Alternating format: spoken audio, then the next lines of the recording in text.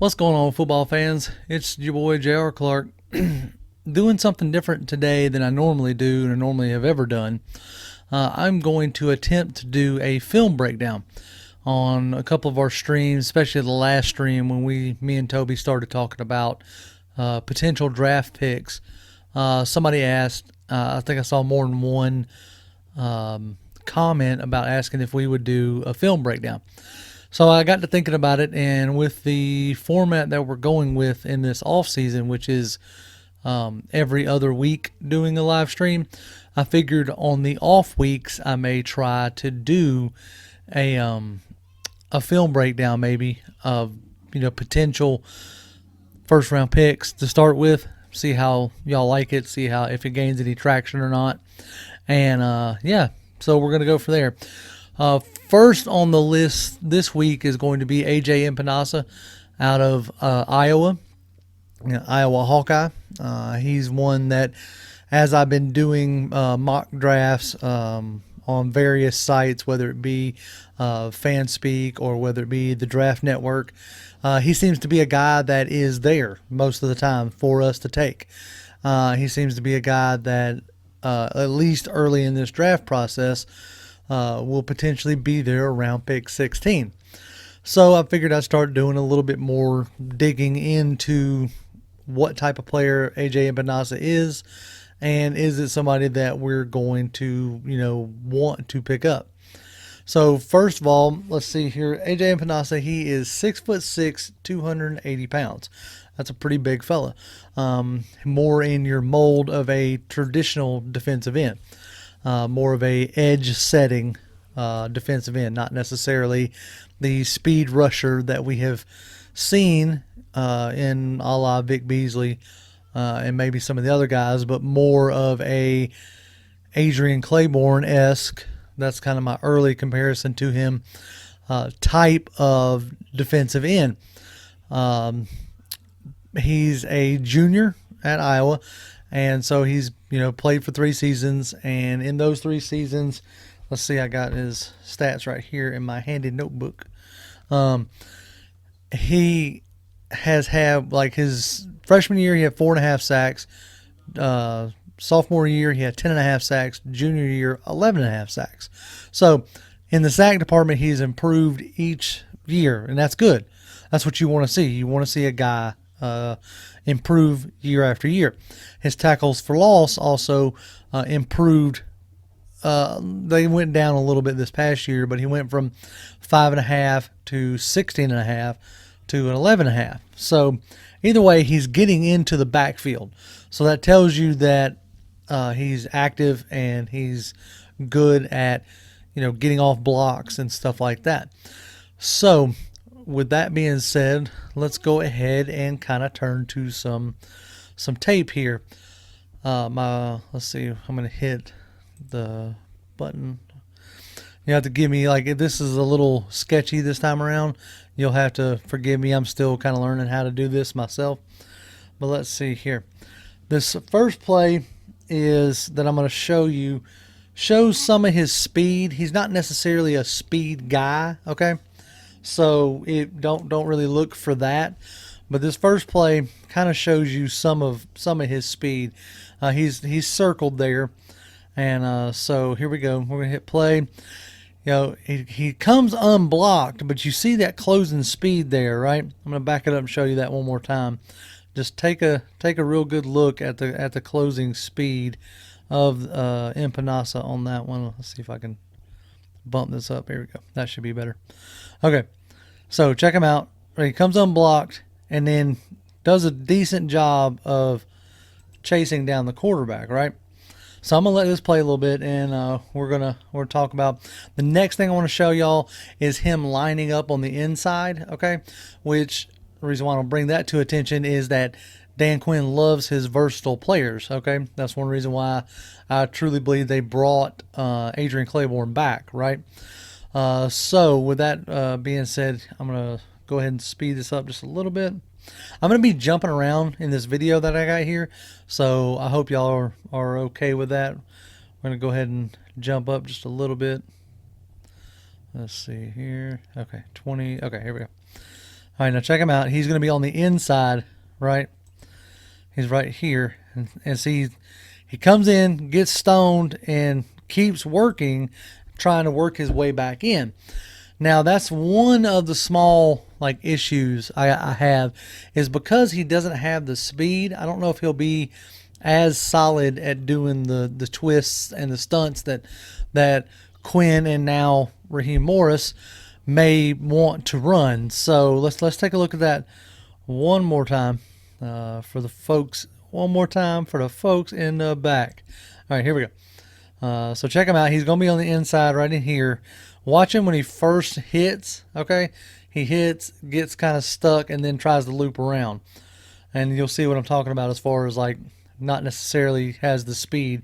So he gets stoned, tries to work his way back in, which I was glad to see him try to work his way back in and not just give up on the play. So that's good to see. Now, I want to take you to what I think is his biggest asset, which is his bull rush. Okay, the guy is really strong. What's going to set him apart. I'll be interested to see when the combine rolls around what kind of reps he does on the bench press, because that'll be an interesting metric, because when he gets into the league, obviously he's going to be having to bench press some NFL caliber linemen. So it'd be interesting to see how he does there. All right, so check him out. He's there on the edge. You see how he really engages that. He hits that lineman on the inside shoulder, the shoulder that's closest to the quarterback, and really tries to have him. You know what I'm saying? Try to break him in half there with his with that bull rush. So we're gonna back it up one more time, let y'all see that. Try to get it a little bit better.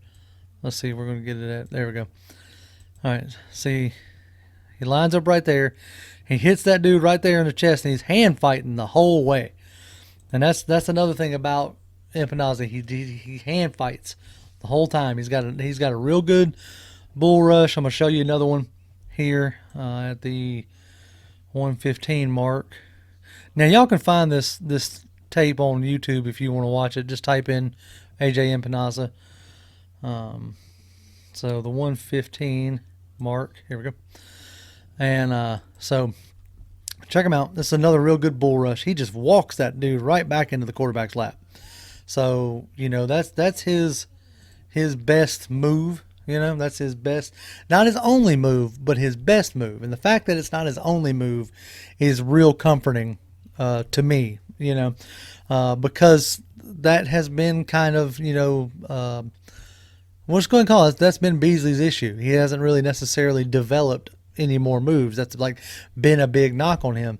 So to see that this guy's coming out of college already with a little bit of a repertoire is kind of nice to see. So we're going to move up to the 154 mark. Dun, dun, dun. Oh, back it up. There you go. Okay. This is what I was talking about earlier with him being kind of slow on the stunts. And that's where, if I have a knock against him, it's definitely he's not a speed guy by any stretch of the imagination. So pay attention to the stunt here. Let's see. Let's go ahead and hit play. And it shows you right here. He's right here on this end. And see, he loops around. By the time he loops around, the center is just all up in his face. He doesn't have that quick twitch to make that bend. He's more of a like I said, he's more of a bull rush. He's got a real good grip and rip type move, and I'll try to see if I can find that here in a minute. But he does real good with his hands. He does real good with the whole, like I said, the grip and rip. That seems to be his forte, is either hitting you with a bull rush or trying to knock your hands off of you, or like I said, it's a grip and rip. So let's see. Yeah, speaking of that grip and rip, let's go on, move on up to 233. There we go. All right, let's see how this one looks. Right here on the end. See, look at him. You see him shed him like he's immediately trying to shed that block. Let's take a look at it one more time. I'm gonna let it back it up a little bit. But pay attention, okay? Right there on the edge. Look, he's gonna come fire out. He's gonna get him, rip him right away, right? And that's one of his go-to pass rush moves right there. So I picked this tape because it's the Michigan tape. I think it's probably like some of the best competition that he faced in the season, being in the conference that he's in the Big Ten, I believe it is. So with that being said, he held pretty quiet up until about the 3:04 mark in this, which is right before the half. Okay, well, no, we're in the second quarter. Anyway, but check it out. This is what I'm gonna call like a straight up and down like effort sack. Okay, but this is good. It's what you want to see. He didn't stop. He didn't give up. This is a straight up and down effort sack. So watch this. He's right here on the end here. Watch him just fight and just keep fighting. He's fighting. There's that grip and rip. Now he bends the edge and just swallows up the quarterback. So you want to watch that again. That was a real good sack there. So he hits him. There you go. Then rip right there is like a real push and pull. Trying to get the guy off balance, which is, like I said, I like to see him using that strength. Now the last thing I want to bring up, and I'm going to bring this kind of to a close here, is you can tell when a guy is a problem by how the offensive line reacts to him. Okay, what I mean by that is, as the game wears on, if anytime you're watching tape, whether it's for a free agent, a college guy, whatever, especially if he's a pass rusher, go towards the end of the game, third quarter, fourth quarter, and see how the offensive line is treating him. And here, about the 440 mark, okay, 442. Now, obviously, he's doing things in here that I'm skipping by. Just none of it I thought was all that worth talking about. But now, here I want y'all to pay attention to. He gets triple teamed on this play. That's respect. That is a guy who is causing havoc, who is wearing out an offensive lineman, and is now commanding a triple team here late in the third quarter. So watch this, okay? He's going to come off the edge there. He gets 1, 2, 3. Bam. He gets triple teamed on that play. And because if I'm not mistaken, let's back it up. We're going to watch it one more time. The guy who initially, that's your right tackle, the running back, and then the guard comes over and helps as well, right? He hits that right tackle. There's the running back chipping him, and then the guard turning around and just hosing him. I thought that was interesting. Now, it could be simply that the guard didn't have anybody to block, so he turned around to find somebody to hit. So I'm not saying that he necessarily commanded a triple team, but what I'm saying is the fact that they are, by this time in the game, are shading people over to his side shows that he's at least, like I said, at least garnering some attention and some respect from the coaching staff and the offensive linemen. So that is my initial breakdown. I don't have like I said, these may go longer as I get into it. This is the first time I'm sitting down doing something like this. My general consensus on AJ Epenesa is, if he's there at 16, I'll take him and I won't complain about it.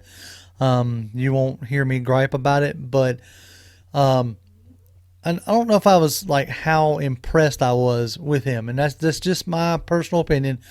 As this stuff goes on, it could be, my tune could change, but the fact of how many times he let the offensive linemen just get their hands on him is the part that somewhat bugged me. He got stonewalled quite a bit by the tackle in this game, 75, but that's not anything that I don't think can be worked on, and none of these guys coming out of other than maybe a Chase Young is going to be super polished, so I like his strength. That much I really like, and it would be intriguing to have a Tack McKinley on one side, AJ Epenesa on the other. I really believe you could set some edge there for sure. Trying to run outside on the Falcons, I think at that point would be a little hard and a little difficult.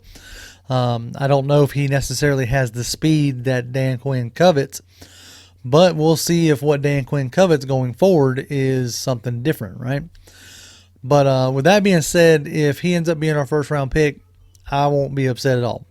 So that's what I got for you on this breakdown. As always, you can follow me on Twitter at Grim1128. That's GRIMM1128. And, leave the comments down below. See if, did y'all like this? Is something you want me to keep doing? Who would you like me to do next? I'm thinking about maybe doing Javon Kinlaw, taking a better look at him. But if there's somebody else that y'all would rather see, put it in the comments down below. And like I said, be easy on me. This was my first attempt at this, so we'll get better together, right? But anyway, thanks, folks. And as always, Falcons fans, rise up.